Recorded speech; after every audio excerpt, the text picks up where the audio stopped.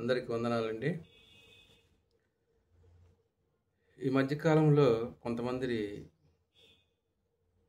ఏమంటున్నారంటే, మేము యేసుక్రీస్తు వారిని హెచ్చిస్తున్నాము, కొందరు తగ్గించాలని చూస్తున్నారు అని మాట్లాడుతున్నారు. ప్రియమైనటువంటి సహోదరి సహోదరులారా, యేసుక్రీస్తు వారిని హెచ్చించటానికి కానీ లేదా తగ్గించడానికి కానీ మనము ఏమాత్రపు వాళ్ళము? మనం హెచ్చించలేస్తామా ఆయన్ని? అట్లని తగ్గించలేస్తామా? ఏమండి, మనమేడ, యేసుక్రీస్తు వారు ఎక్కడ? మన వల్ల ఏమవుతుంది చెప్పండి? చాలామంది మేము యేసుక్రీస్తు వారిని చాలా హెచ్చించాలని ప్రయత్నం చేస్తున్నాం, చాలా ఒక స్థాయిలో చూపించాలని ప్రయత్నం చేస్తుంటే మీరు అందరూ సంతోషించాలి కదా. ఎందుకు తగ్గించడానికి, ఎందుకు తగ్గిస్తున్నారు అని చెప్తున్నారు. నేను ఒకటి చెప్తున్నాను. స్టేషన్కి వెళ్దామండి, పోలీస్ స్టేషన్కి వెళ్ళి ఇక్కడ ఎస్ఐ గారు ఉంటాడు కదా, ఎస్ఐ గారిని మీరు హెచ్చించండి అంటే ఉన్న పోస్ట్లో నుంచి పై పోస్ట్కి డిఎస్పీకి ఎమ్మటే హెచ్చించండి, ప్రమోషన్ చేయండి. వల్ల అయితే కాదు. సరే, అది కాకపోయింది. అదే ఎస్ఐ గారిని తగ్గించండి, లేకపోతే కానిస్టేబుల్గా తగ్గించండి. అయితే మీ వల్ల అయితే? మీ వల్ల కాదు, ఎవరి వల్ల కాదు. సామాన్యులు మన వల్ల ఏమవుతుందండి? మనతో ఉన్నటువంటి ఒక సాటి మనిషిని ఉన్నతమైన ఆ పోస్టులోంచి మరొక పోస్టులోనికి హెచ్చించలేము, ఆ పోస్టులో నుంచి తగ్గించలేము. ఇదే చేత కాదు మనకి. ఇదే చేతకైనప్పుడు యేసుక్రీస్తు వారిని మనం హెచ్చించటం ఏంటండి? మనం తగ్గించటం ఏంటి? మీరు హెచ్చించటమే, మేము తగ్గించటం ఏంది?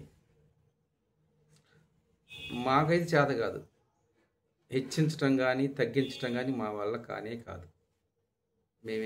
ఏమాత్రం కులమని మేము అనుకుంటున్నాం. కనుక హెచ్చించటాలు తగ్గించటాలు మా వల్ల కాదు. మాకు ఒకటే తెలుసు, దేవుని యందు భయభక్తులు కలిగి దేవుని చెప్పినటువంటి మాటల ప్రకారం నడుచుకోవటం, అది మాత్రమే తెలుసు. ఏమని చెప్పాడు అంటే, పరిశుద్ధ గ్రంథంలో దేవుడు ఏమని రాయించాడు అంటే, అందరికీ దేవుడు ఒక్కడే, ఆయన మన తండ్రి అని రాయించాడు. అందరికీ ప్రభువు ఒక్కడే, ఆయన యేసుక్రీస్తు అని చెప్పాడు. యేసుక్రీస్తు వారిని దేవుని కుమారుడు అని నమ్మితేనే నిత్య జీవము అని చెప్పాడు. అదే నమ్ముతాము, అదే ప్రకటిస్తాము, అలా నమ్మే చనిపోతాం. ఎందుకంటే ఇది దేవుడు ఇలా నమ్మాలి అని, మీరు ఇలా నమ్మాలి అని రాయించాడు కాబట్టి అలాగనే నమ్ముతాం కానీ హెచ్చించటాలు తగ్గించటాలు మా వల్ల కానే కాదు. దేవుడు ఏమి చెప్పిండో, ఏమి రాయించిండో, ఏ విధంగా నమ్మమండో నోరు మూసుకొని మేము ఆ విధంగానే నమ్ముతాం కానీ మరొక విధంగా మేము నమ్మము. దేవుడు మాటను దాటి ముందుకు పోలేము. ప్రియమైన సహోదరి సహోదరులారా, ఆలోచన చేయండి. వాళ్ళ బోధలు, వీళ్ళ బోధలు, ఎవరి బోధలు నమ్మొద్దు. ఎవరి బోధలు, మా బోధలు కూడా మీరు నమ్మొద్దు. పరిశుద్ధ గ్రంథంలో దేవుడు ఏమి రాయించాడో చదవండి. ఏమని నమ్మితే నిత్య జీవమని రాయించాడో చదవండి, తెలుసుకోండి. పరిశుద్ధ గ్రంథాన్ని ఫాలో కాండి, మనుషులను ఫాలో కావద్దు. మనుషులు మారుతారు, మనుషులు మారిపోతారు. ఒకప్పుడు ఒక రకంగా బోధ చేస్తారు, మరికొన్నాళ్ళ తర్వాత మరొక రకంగా బోధ చేస్తారు. అంటే వీళ్ళకే క్లారిటీ లేదనమాట. కనుక మనుషులు చెప్పేటటువంటి బోధలు మీరు నమ్మొద్దు.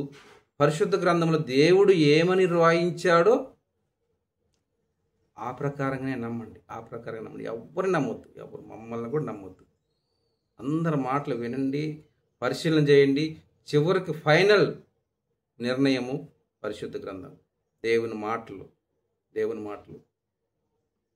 అలాగనే నమ్ముదాండి, చచ్చిపోదామండి.